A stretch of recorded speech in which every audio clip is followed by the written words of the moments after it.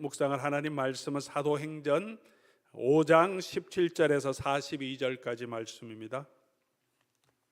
신약 성경 사도행전 5장 17절에서 42절까지입니다.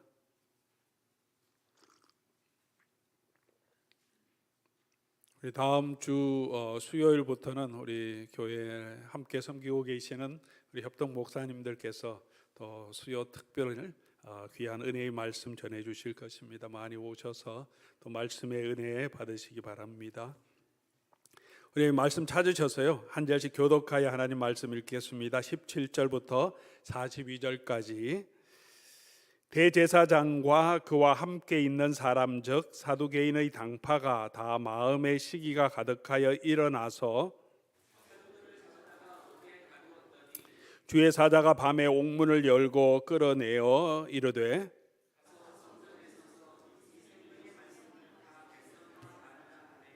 그들이 듣고 새벽에 성전에 들어가서 가르치더니 대제사장과 그와 함께 있는 사람들이 와서 공회와 이스라엘 족속의 원로들을 다 모으고 사람을 오게 보내어 사도들을 잡아오라 하니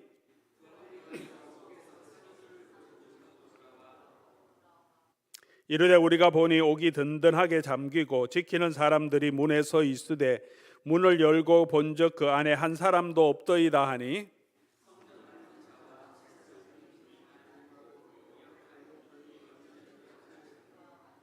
사람이 와서 알리되 보소서 옥에 가두었던 사람들이 성전에 서서 백성을 가르치더이다 하니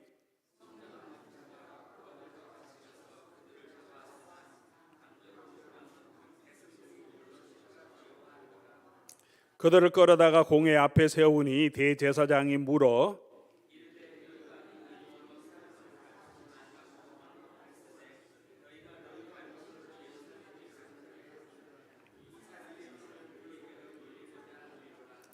베드로와 사도들이 대답하여 이르되 사람보다 하나님께 순종하는 것이 마땅하니라.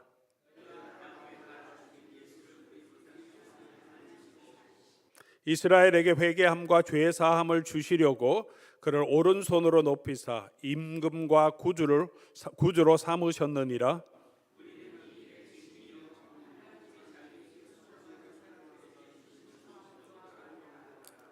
그들이 듣고 크게 노하여 사도들을 없이 하고자 할세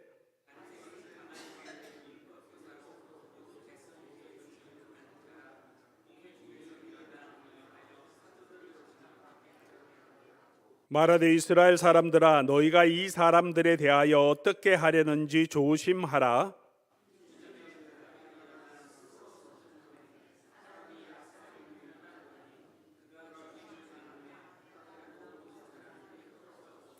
그 후 호적할 때에 갈릴리의 유다가 일어나 백성을 꾀어 따르게 하다가 그도 도망한즉 따르던 모든 사람들이 흩어졌느니라.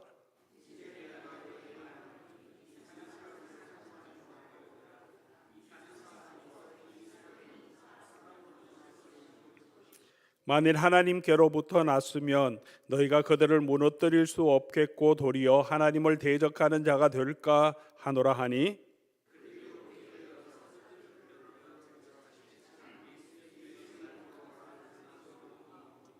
사도들은 그 이름을 위하여 능력받는 일에 합당한 자로 여기심을 기뻐하면서 공회 앞을 떠나니라.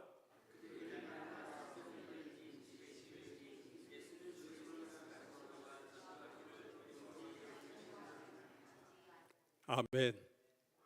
우리 사도들이 다시 대제사장과 사두개파들에게 잡혔다가 하나님의 능력으로 놓여지고 또 위협을 당하고 죽이려고 할 때 가말리엘이라고 하는 율법 교사가 일어나서 공회 중에서 그들을 대하여 좋게 말해줘서 이제 풀려났고 채찍질 당하고 풀려났다. 그러나 이 사도들이 그 일을 합당한 자로 여기며 계속해서 말씀을 전했다는 내용을 오늘 본문은 기록하고 있습니다. 표적과 기사가 사도들을 통해서 나타났던 것을 지난주에 우리가 보았습니다. 사역 가운데 놀라운 능력들이 나타났습니다. 그러나 사도행전은 그런 표적과 기사를 보라고 하지 않고 우리로 하여금 사도들이 전하는 말씀, 복음의 말씀을 들으라고 말해주고 있습니다. 표적과 기사를 통하여서 사도들에게 하나님의 능력이 임했음을 보여주고, 그리고 그 사도들이 하나님의 사람이고 예수 그리스도의 영을 가진 사람이기 때문에 그들이 전하는 그 복음을 듣고, 그리고 그 복음으로 인하여서 이 사람들이 구원을 받게 된다는 것을 우리에게 보여줍니다. 표적과 기사도 물론 중요합니다. 그러나 가장 놀라운 표적, 가장 놀라운 기적은 죄로 죽었던 영혼들이 다시 살아나서 하나님의 자녀로 다시 되는 것이 가장 큰 능력일 것입니다. 복음에서는 그런 능력이, 우리를 구원하는 능력이 나타난다고 말하고 있습니다. 이 능력은 유대인이나 헬라인이나 종이나 자유자나 남자나 여자나 누구든지 상관없이 오직 이 복음으로 인하여 저와 여러분이 구원을 받는다고 성경은 말하고 있습니다. 그 복음의 핵심은 예수 그리스도이십니다. 예수 그리스도의 보혈의 은혜, 대속의 십자가입니다. 오늘도 사도들은 풀려나서 성전에 가서 계속해서 이 복음을 전합니다. 전하지 말라고 위협하고 죽인다고 하더라도 이 복음을 전합니다. 예수께서 주 되심과 하나님께서 예수를 높이 들어서 우리 모두를 구원해 주시고 우리의 임금과 구주로 삼으신 것을 전하고 있습니다. 이 복음을 이렇게 기록한 이유는 우리 모든 이 사도들의 이 복음을 듣는 저와 여러분들이 예수님을 우리의 왕으로, 예수님을 우리의 구주로 모시고 살아가도록 우리를 격려하고 있는 것입니다. 사랑하는 교우 여러분, 그렇게 예수님을 여러분 삶의 구주로 영접하고 계십니까? 여러분의 삶의 주인으로 받아들이고 그 예수님의 뜻대로 내가 살기를 원하고 그 예수 그리스도의 명령을 따라서 우리가 순종해 가고 있습니까? 그것이 우리 성도된 사람들의 마땅한 바이고 예수님께서 교회에 주신 내용입니다. 그런데 이 예수 그리스도의 복음을 듣고 예수 그리스도를 주로 믿고 살아가는 이 삶은 여러 가지 도전이 있고 위협이 있고 또 압박이 있다는 것을 사도행전은 우리에게 보여줍니다. 그 복음을 전하는 사람들을 대적하는 사람들이 그들을 그냥 두지 않습니다. 위협이 있습니다. 조롱이 있습니다. 세상에서 버려진 것 같은 찌꺼기처럼 여겨질 것입니다. 세상에서 우리가 너무나 편하게 산다면, 성공한다면, 세상과 이 세상에서 살아가는 삶이 그렇게 우리 삶에 부대낌이 없다면, 우리의 삶의 방향과 우리의 삶의 목적이 정말 그리스도와 바로 되었는지 우리 삶을 한번 점검해 볼 필요가 있습니다. 오늘은 위협과 핍박에도 불구하고, 채찍에 맞음에도 불구하고 예수 그리스도의 교회 사도들이 어떻게 그 위협을 이겨내고 계속해서 오늘 본문 마지막에 있는 것처럼 그치지 않고 이 복음을 선포하게 되었는지, 교회와 사도들이 어떻게 이런 위협과 고난을 이겨나게 되었는지를 우리가 함께 살펴보며 저와 여러분에게 주시는 하나님의 그 말씀 또 하나님의 교훈을 같이 붙들려고 합니다. 먼저 우리가 볼 수 있는 것은 교회와 복음을 방해하는 세력은 쉬지 않고 교회를 공격한다는 사실을 오늘도 보여줍니다. 이전에 이미 사도들을 가두고 복음을 전하지 말라고 위협했던 대제사장과 사두개인들이 오늘 다시 등장하죠. 17절, 대제사장과 그와 함께 있던 사람 즉 사두개인의 당파가 마음의 시기가 가득하여 사도들을 잡아 옥에 가두더니 또 가둡니다.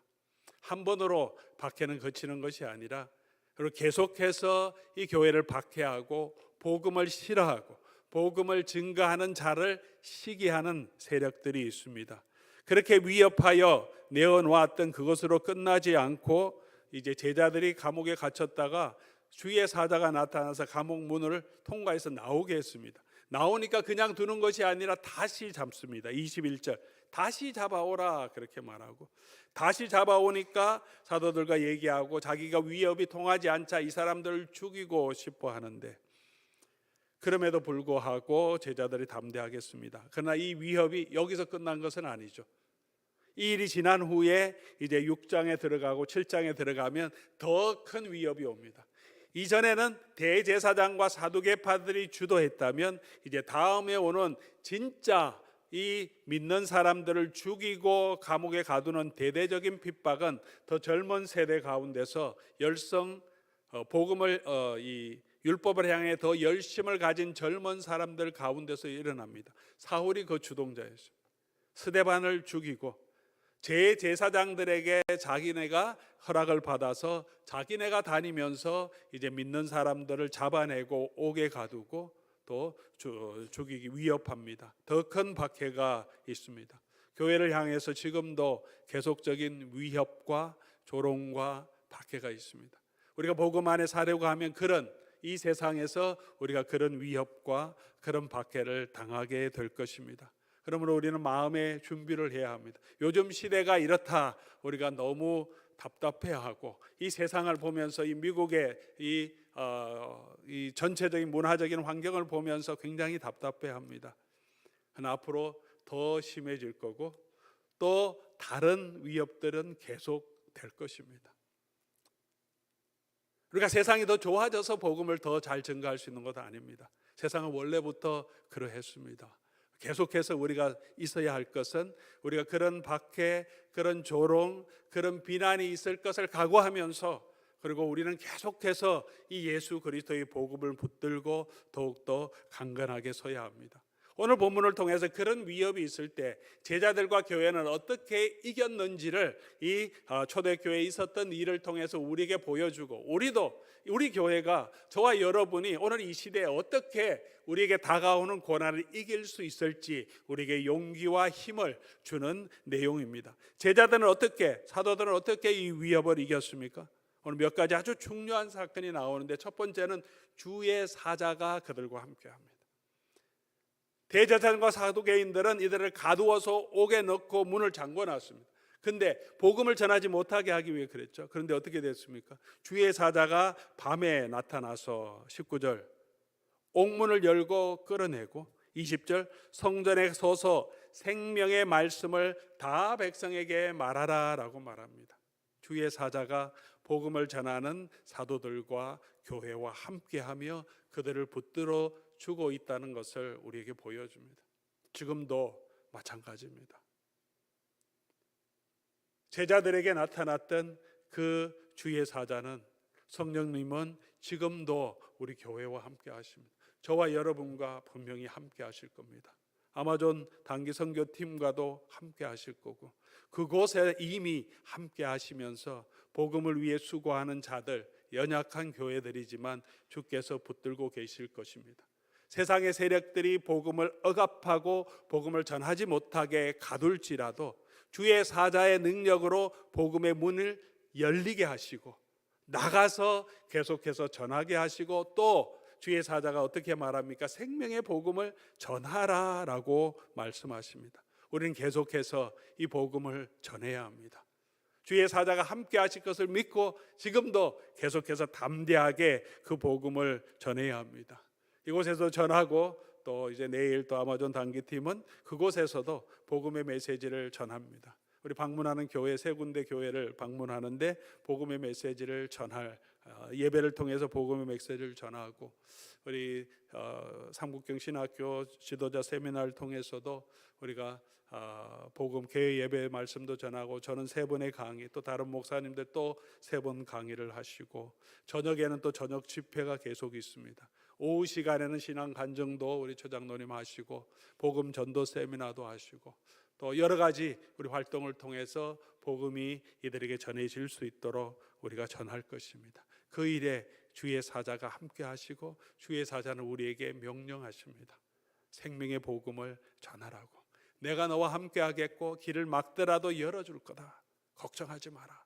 복음을 전하라고 교회에게 말씀하십니다. 그렇게 우리와 함께 하시는 우리 주의 사자, 주의 능력을 믿고 사랑하는 교회 여러분, 우리가 담대하게 이 복음을 전하는 일에 함께 참여할 수 있기를 바랍니다. 또 한 가지 우리에게 보여주시는 또 성령님의 은혜는 베드로와 사도들이 이 공회 앞에 잡혔지만 너무나 담대하게 복음을 전합니다. 막힘없이 전합니다. 이전에도 이 대제사장과 이 서기관들도 사두개인들이 이들이 거침없이 말함을 보고 배우지도 못한 사람들인데 어떻게 이렇게 성경에 대해서 복음에 대해서 막힘없이 말하는가 놀랐는데, 오늘도 본문 가운데 보니까 너희가 이 복음을 전하지 말라고 할 때 예수 그리스도의 복음이 무엇인지 사도와 제자들이 너무나 분명하게 말하고 있습니다. 어떻게 이렇게 할 수 있었습니까? 예수님이 약속해 주셨죠. 너희가 잡히게 되고 공의 앞에 서게 되면 내가 너에게 할 말을 주겠다. 저와 여러분에게도, 오늘 우리 교회에게도 우리가 성령께서 우리가 복음 안에 서 있으면 성령께서 우리로 하여금 할 말을 주신다고 약속해 주셨습니다. 내가 어떻게 복음을 전할까 두려워하지 마십시오. 마음이 있고 우리가 말을 하기 시작하면 성령께서 할 말을 주신다고 약속해 주셨습니다. 저와 여러분이 이미 알고 있는 복음에 대한 진리도 너무나 많고 우리가 받았던 은혜도 많습니다. 우리가 입을 닫고 있어서 그렇지, 입을 열어서 주 예수 그리스도의 복음, 우리에게 주신 하나님의 은혜를 전하고자 하면 누구에게든지, 나보다 많이 배운 사람에게든지 또 배우지 못한 사람에게든지 누구에게든지 그 복음이 전할 수 있도록 성령께서 역사하시고 성령께서 우리에게 할 말을 주실 겁니다. 여러분, 단기 선교 기간 동안에도 성령께서 저에게 주실 하나님의 말씀을 주실 겁니다. 우리 최장로님 간증을 통해서도 성령께서 할 말을 주시고 준비한 그 말씀을 통해서 성령께서 우리 그곳에 함께한 사역자들에게 역사할 줄로 믿습니다. 우리가 전하는 것이 아니라 우리 속에 계신, 우리를 붙들고 계신 성령께서 하실 말씀을 주신다. 그러므로 담대하시기 바랍니다. 우리보다 더 많이 배웠다고 잘난 사람 앞에서 쫄지 말고, 우리가 주눅들지 말고 우리 주 예수 그리스도의 생명의 복음을 전하는 저와 여러분 될 수 있기를 바랍니다. 이 복음을 전하는 사도들의 자세가 어떠했는지 또 우리에게 보여줍니다. 사도들은 어떻게 합니까? 우리 21절 말씀 보면 그들이 듣고 주의 사자가 나타나서 가서 성전에 서서 생명의 말씀을 다 백성에게 전하라 말하며 21절 어떻게 합니까? 그들이 듣고 새벽에 성전에 들어가서, 그들이 듣고 언제 들어갔습니까? 새벽에 들어갔습니다. 새벽에, 밤새 갇혀 있는데 새벽에, 그동안 밤에 갇혔습니다.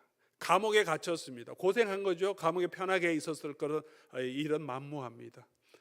감옥에, 밤새 감옥에 갇혀서 고생했으니까 나가서 좀 쉬고 성전에 들어가서 가르치자. 이 고생을 했고 이 트라우마가 있었으니까 이틀은 내가 쉬어야 되겠다, 안식해야 되겠다, 그렇게 하지 않습니다. 가서 전하라고 하니까 어떻게 합니까? 새벽에 바로 일어나서 나오자마자 바로 성전에 가서 새벽에 성전으로 올라온 사람들에게 생명의 복음을 전하기 시작합니다. 즉각 순종합니다. 즉각 순종합니다. 사랑하는 교회 여러분, 오늘 저와 여러분이 주께서 우리에게 저 사람에게 복음을 전해야 되겠다, 그렇게 말씀을 주실 때 즉각 순종하십니까? 아니면 내가 열심히 준비해서 준비가 되면 다음 주에 아니면 내년에 그렇게 우리가 준비하고 있습니까? 우리가 말씀을 주실 때 즉각 순종할 때, 순종하면 그곳에서 하나님의 놀라운 능력이 나타나게 되는 줄 믿습니다. 우리에게 주시는 그 말씀이 부딪힐 때 바로 순종해 가는 그런 사도들은 그런 순종이 있었습니다. 두 번째, 그렇게 사도들이 들어갈 때 돕는 자를 세워주셨습니다. 전혀 기대하지 않았는데 34절 보니까 바리새인 가말리엘이라는 율법 교사를 세워줍니다. 이 사람들이 특별히 예수 그리스도와 그의 사도들에게 좋은 호감을 가지고 있었던 것은 아닐 수도 있습니다. 그냥 상식적으로 이 사람들이 하나님께로 나온 사람 아니면 그거 없어질 거야, 그전에도 그러지 않았냐, 그냥 좀 놔둬, 뭐 그 사람들을 없애려고 우리가 그렇게 노력하고 뭐 복음을 못 전하려고 그렇게 하냐. 그러나 하나님께로 온 것이면 너희가 어떻게 할 수 없다. 돕는 사람, 전혀 복음과 관계없는 한 사람을 세우셔서 사도들을 도와주십니다. 저와 여러분에게도 하나님이 그런 돕는 길을 주시고 또 피할 길을 허락해 주실 것입니다. 오늘 이 가말리엘의 말씀이 아주 중요한 이유는 이것이 하나님께로 나왔으면 너희가 이것을 그치게 못할 거고 너희가 하나님을 대적하는 사람이 될 것이라고 얘기합니다. 그런데 이 복음이 그치게 되었습니까? 오늘 본문 맨 마지막에도 가르치기와 전도하기를 그치지 않고 이 복음의 말씀은 점점 확산돼서 6장 7절에 가면 하나님의 말씀이 점점 왕성하여 예루살렘에 있는 제자의 수가 더 심히 많아지고, 무슨 말입니까? 가말리엘의 한 말씀 속에 하나님의 뜻이 배어 있습니다. 이 예수 그리스도와 사도들이 전하는 복음은 하나님께로 나왔다. 하나님께로 나와서 이들이 막지 못할 것이라는 것입니다. 그리고 또 사도들의 태도 가운데 우리가 배울 수 있는 것은 그리스도의 이름으로 능력을 당하는 것을 합당히 여기며 기뻐했습니다. 40절 말씀이죠.